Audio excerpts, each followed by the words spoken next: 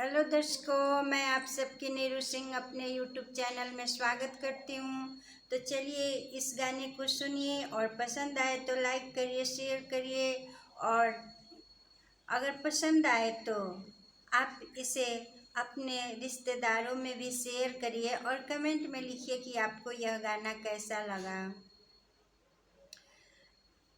हरी हरी टिकुलिया फैशनदार, टिकुली किंदी राजा जी।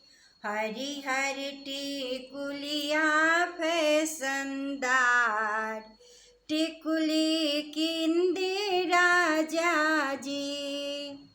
ओही टिकुलिया पर तीन जिला ही लेला, एही टिकुलिया पर तीन जिला ही लेला। अरे छपरा गोपालगंज सिवान, टिकुली किंदी राजा जी। हरी हरी टिकुलिया फैशनदार, टिकुली किंदी राजा जी।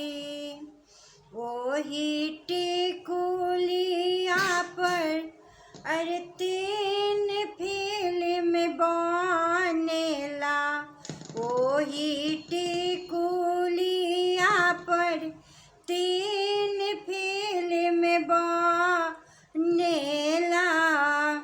नागिन सोहागिन नदिया पार, टिकुली किंदी राजा जी।